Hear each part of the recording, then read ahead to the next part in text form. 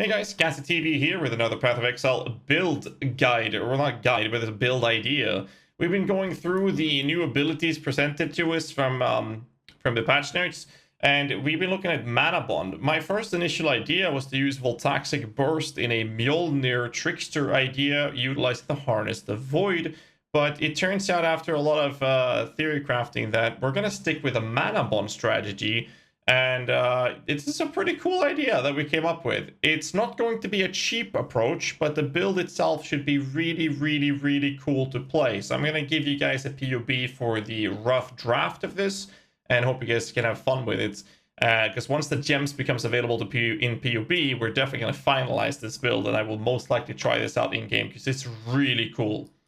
So the idea is to use a Mjolnir together with Mana Storm, which means that when you cast a spell, not trigger, when you cast a spell, you will sacrifice your entire mana pool and you gain added maximum lightning damage equal to 25% of the sacrificed mana for 4 seconds. The Mjolnir itself is going to have a chaining +1, but also having a trigger lightning spell on hit, which is not going to cost you any mana, but it's going to require you to get that strength requirement, and also up to 100% increased lightning damage. Theoretically, I'm going to go with a Cloak of Defiance with this, because it was a good way to get a high amount of mana, because if you have a good chunk of increased mana from this, it's going to help you scale this damage that you're going to go for. Diamond Flask and a Bottle of Faith allows you to reach 100% crit. We're using Freezing Pulse as a replica for this, because Manabond has 6% base crit, and so does the Freezing Pulse. But in reality, we're going to use Arc in here, which with this setup would have 90% crit. And this is without having any extra jewel slots.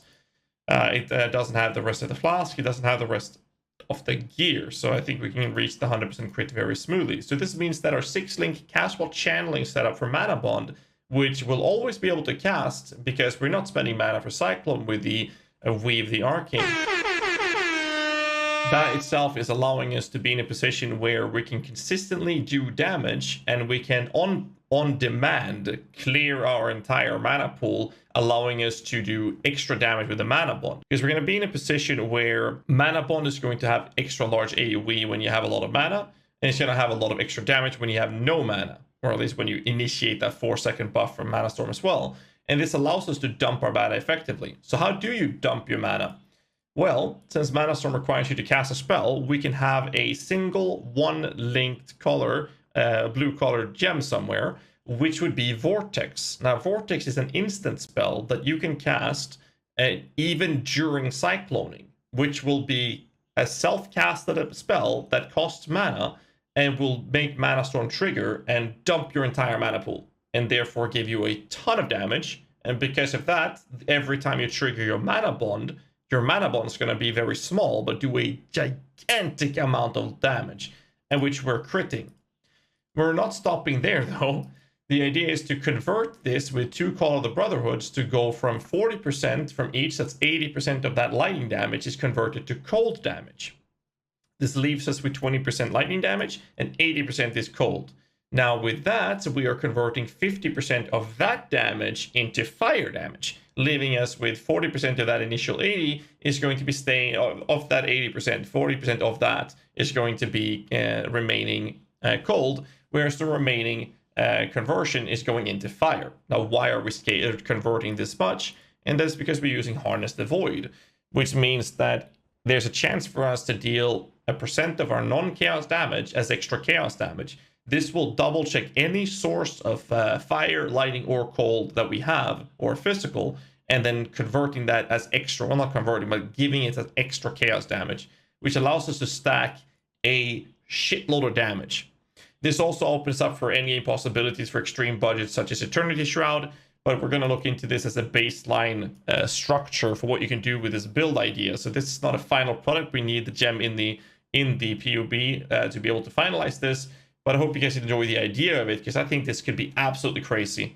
So how do we survive with this build? Well, it doesn't have much more than 170% increased HP, which means that we're going to go face acro. And we also have agnostic, since we don't really care that much about our mana. So when we do take damage, it's okay if we lose 20% of our mana here and there. because Weave the Arcane is allowing us to trigger every 30% chance that when you use Cyclone that we're going to get 10% of our mana back. So getting our mana back consistently and having our HP up through Agnostic is not going to be a problem, and we can, every time we want to on demand deliver a stupid amount of damage increase, we just click the Vortex button and we're done.